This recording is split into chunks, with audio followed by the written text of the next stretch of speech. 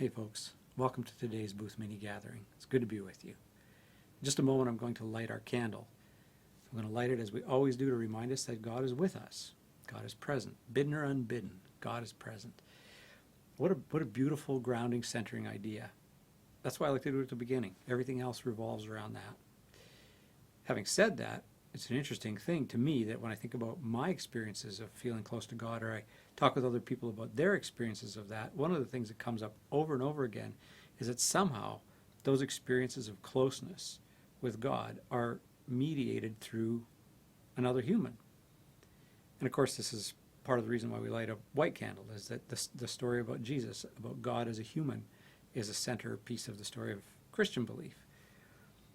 However this works, and it is mysterious, it seems like we're involved. Us humans are an important part of the story. We're going to explore that some more. Candle, and Jessica's going to come along with some music, and then we're going to jump in and we're going to explore this together. First of all, this, bidden or unbidden, God is present.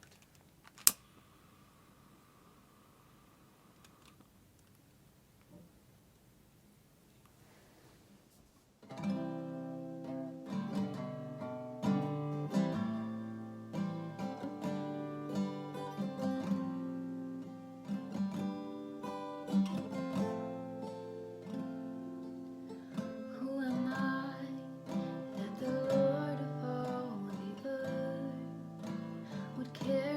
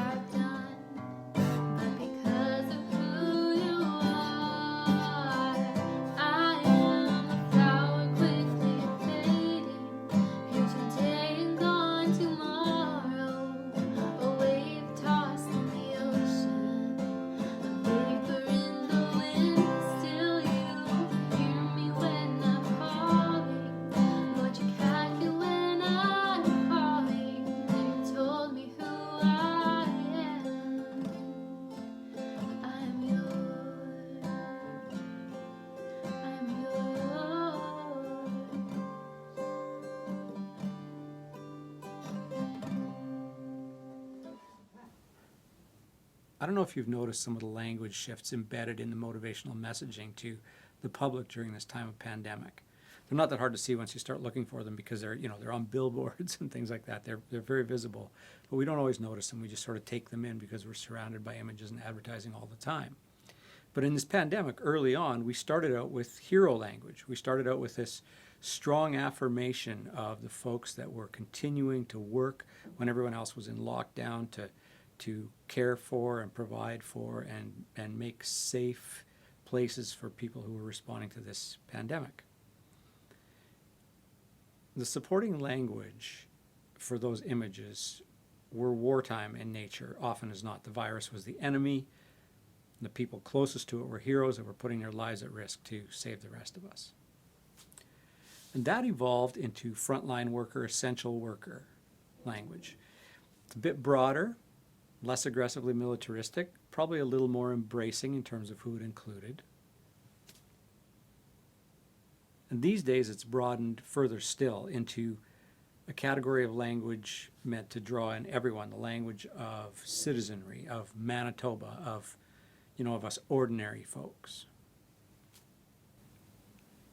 There are lots of ways we could think about that, of course. One of the ways I find intriguing is connected to a well-known verse from the book of Hebrews, Hebrews chapter 12, first verse, which says this: "Therefore, since we are surrounded by such a great cloud of witnesses, let us throw off everything that hinders and the sin that so easily entangles, and let us run with perseverance the race marked out for us." Well known, right? Interesting paraphrase as well. Listen to this. Do you see what this means? All these pioneers who blazed the way, all these veterans cheering us on. It means we better get on with it. Strip down, start running, and never quit. So some interesting images in there. If I was Eugene Peterson and I was paraphrasing that now, I might choose a different word than pioneer just because there's so much association with colonization with pioneer. I think he's after the idea of forerunners, people who've traveled the path before us. And in some traditions, those would be pioneers, and in some they would be ancestors. And he also uses, again, sort of this military image of veterans in there. Hebrews chapter 12, logically enough, follows Hebrews chapter 11. And Hebrews chapter 11 is this list of heroes of the faith. And some of the heroes in that list are pretty easy to notice in the story that the writer is telling, right? They're high-profile, epic, heroic figures. They're foundational. They're people like Abraham, people like Moses.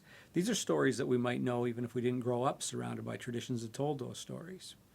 And there are other figures in those stories, much less known, much more obscure. Do you know who Enoch was, for instance? I mean, some of you do, but you're Bible nerds. Like, most people don't know Enoch from whomever, right? But he made the list. He's in the list. Now, one interesting aspect of that list is that when you set it into the context of Hebrews 12, it doesn't feel like a list of sort of old moldering stories of the ancients. It's as the writer writes it at the beginning of Hebrews 12, these people in these stories, these heroes, are present now, right here with us. They're the cloud of witnesses. They're in Eugene Peterson's rendering and his paraphrase, they're cheering us on. It's a very present tense kind of idea.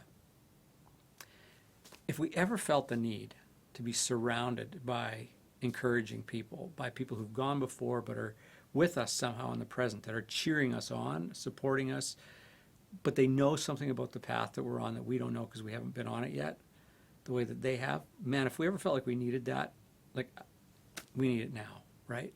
We need that right now. So we need historic heroes, like we need kind of archetypal heroes for sure, but we also need the kind of surrounding cloud of witnesses, surrounding cloud of cheering, supportive people that are with us in the here and now. So here's a thought and a little project to go with it. What if we thought about who surrounds us in sort of concentric circles that start from further away from us in time and history, and they move closer to us as we go? I want to take a look at a little drawing that might illustrate that, might help us to kind of visualize what I'm talking about. So in this drawing, in the outermost circle, we've got some of those kind of mythic, epic, archetypal heroes. We've got people who inspire us and encourage us, but they lived a long, long time ago. They're the ancients. So chronologically, they're far away from us, even if we find them inspiring and encouraging. And in the second circle of that diagram, we've got people that we've known but that are not nearby. Maybe because they died more recently, maybe because they live far away. We've got the equivalent in that progression, pandemic progression that I was talking about. We've got the frontline or essential worker kind of people in our lives, right? People who are there, but they're not like in that inner circle. They're not super close to us. And then in that third circle in the diagram, maybe we could think of them more like fellow travelers or neighbors. These are the people are the ones that we're in touch with all the time. Their friends, their family, their coworkers. They might be artists or writers whose work speaks to us in a really vibrant present tense kind of way. That group of people all together, all those three circles, that's our cloud of witnesses. That's our pioneers who've gone before, the veterans, the people that are cheering us on. I want to encourage you to take a few minutes to actually write down the names that go with each of those circles, right? So from farthest away, whether that's kind of chronologically furthest away or geographically far away, but inspiring, or right up in the middle of your everyday life, take the time to write down the names that go with each of those circles. Now look at that list. That's your cloud of witnesses, right? Those are the people that have traveled before or are traveling with you now, that are here to inspire and encourage you, to remind me we're not alone. And whether we're doing something sort of grand and hard to define, like living a life of faith or purpose, or whether we're doing something just totally mundane, we're trying to get our homework done, our assignments in on time, whether we're trying to remember to wash our hands and keep our distance and wear our masks, so whatever it is, whatever we're finding challenging, our cloud of witnesses is there to encourage and inspire, and also to help us know how to move forward in ways that are life-giving and purposeful. And here's another thing to keep in mind. If you have that cloud of witnesses around you, other people have a cloud of witnesses around them too. And guess what? You're in some of those clouds. You are part of somebody else's encouraging, inspiring cloud of witnesses, forerunners, cheerleaders. You're part of their cloud. If you think about the people that are in your cloud of witnesses, it might be a really awesome thing to, if you can, if they're in that inner circle at least, to let them know.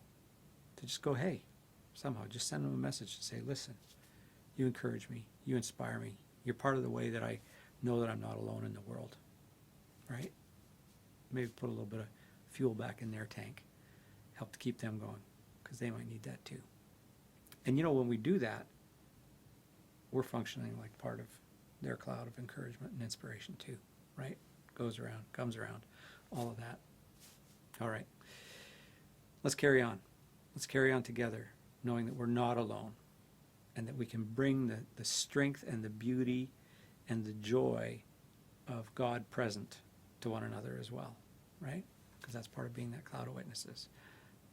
Even if you don't think of yourself like a hero of the faith, think of yourself like part of the cloud of witnesses. Maybe it's easier to access, right? Listen, if this has been encouraging to you, or anything else that we've been doing in these little mini gatherings has been encouraging you, feel free to share it, because that's part of how this works too, right? Especially these days. Just click the, I was going to tell you how to share things. You know how to share things. Anyway, good to be with you. We'll chat again soon. Peace to you. Bye for now.